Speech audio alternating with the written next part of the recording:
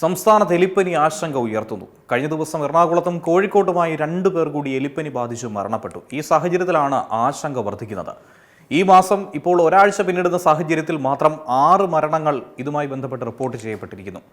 എന്തായിരുന്നാലും ഈ ഒരു സാഹചര്യം കണക്കിലെടുത്തുകൊണ്ട് എലിപ്പനി ചികിത്സാ മാനദണ്ഡങ്ങളിൽ മാറ്റം വരുത്താനുള്ളൊരു നീക്കത്തിലാണ് ആരോഗ്യവകുപ്പ്.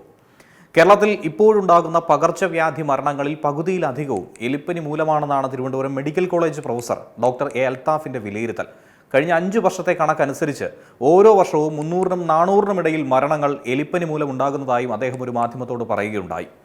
രോഗലക്ഷണങ്ങൾ കണ്ടു തുടങ്ങുമ്പോൾ തന്നെ കൃത്യമായ ചികിത്സ തേടിക്കഴിഞ്ഞാൽ ഗുരുതരാവസ്ഥയും മരണവും ഒഴിവാക്കാൻ കഴിയുമെന്നാണ് ആരോഗ്യ വിദഗ്ധർ നൽകുന്ന മുന്നറിയിപ്പ്. മഴക്കാലത്ത് ചെളിവെള്ളത്തിലും വെള്ളക്കെട്ടിലും ജോലി ചെയ്യുന്നവരാണ് പ്രധാനമായും അപകട സാധ്യതയിൽ നിലനിൽക്കുന്നത്. 2025 ആരോഗ്യവകുപ്പിന്റെ കണക്കനുസരിച്ച് എലിപ്പനി ബാധിച്ച് മരിച്ചവരിൽ 36.72% പേരും കൂലി തൊഴിലാളികളായിരുന്നു. കൃഷി, ഗാർഡനിങ്, നിർമ്മാണ മേഖല, അതുപോലെ തന്നെ തൊഴിലുറപ്പ് എന്നീ മേഖലകളിലുള്ളവരും ഉയർന്ന അപകട സാധ്യതാ കാറ്റഗറിയിൽ ഉൾപ്പെട്ടിരിക്കുന്നു. എലി, അണ്ണാൻ, കന്നുകാലികൾ, നായ തുടങ്ങിയ മൃഗങ്ങളുടെ മൂത്രമോ വിസർജ്യമോ കലർന്ന വെള്ളവുമായോ മണ്ണുമായോ സമ്പർക്കം വരുന്നതിലൂടെയാണ് പ്രധാനമായും ഈ രോഗം പകരുന്നത്. തൊലിയിലെ മുറിവുകളിലൂടെയോ കണ്ണ്, മൂക്ക്, വായ എന്നിവയിലൂടെയോ രോഗാണു ശരീരത്തിൽ പ്രവേശിക്കാം.